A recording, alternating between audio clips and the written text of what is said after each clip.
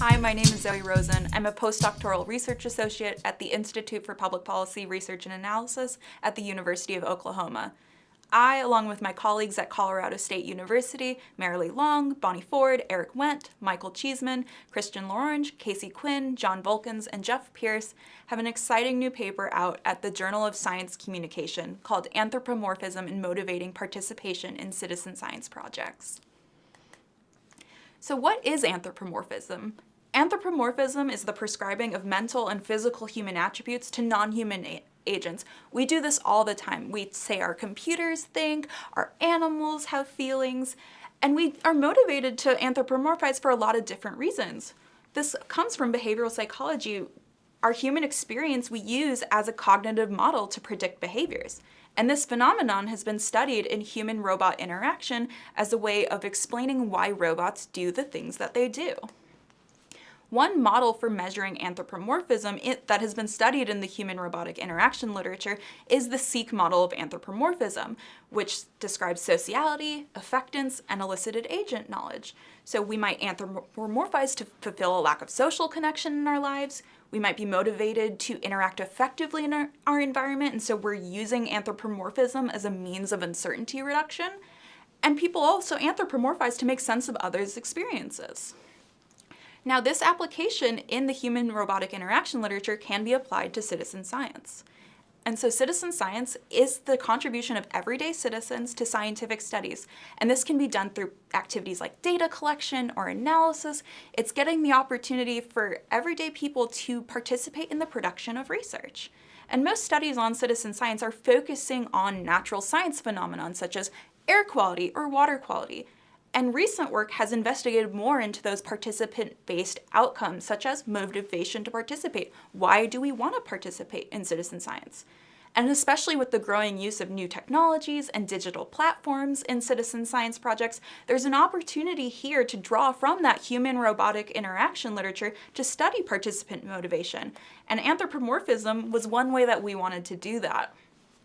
This anthropomorphism can be encouraged through design by making your instruments have those human-like features or behaviors. You can also do this through language. And so there's aspects of communication that pop up when you're stimulating a human-robotic interaction, such as giving a name or a backstory that can help you function with that robotic technology. So, our project, or the Citizen-Enabled Aerosol Measurements for Satellites, or CEAMS project, was a citizen science project designed to make a low-cost air quality sampler to accurately measure regional air quality. It was an aerosol mass and optical depth sampler. And so part of this was that our robot, the sampler, our instrument, measured both the particulate matter at the surface as well as the aerosol.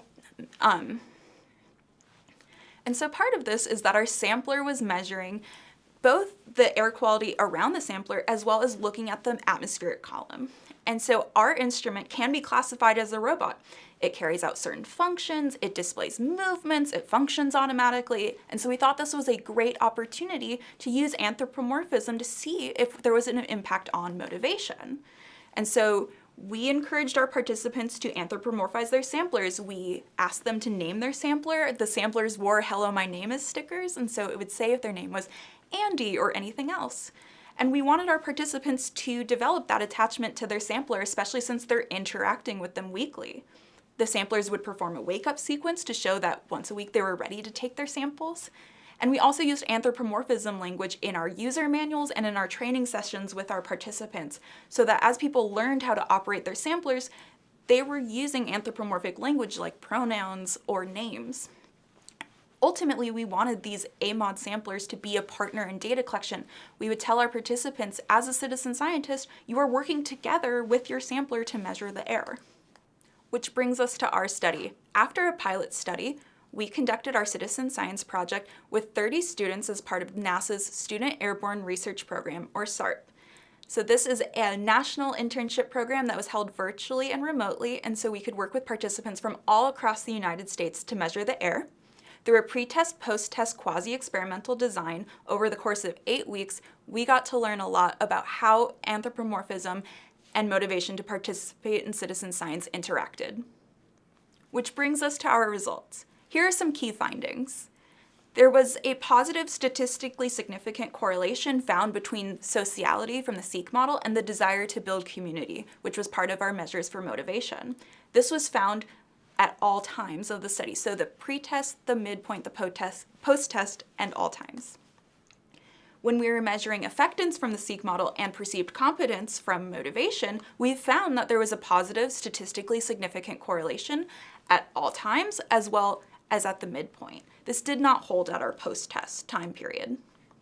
And lastly, elicited agent knowledge from the Seek model and the desire to contribute to scientific knowledge from motivation had a positive correlation between the two variables at all times and at the pretest as well as the midpoint.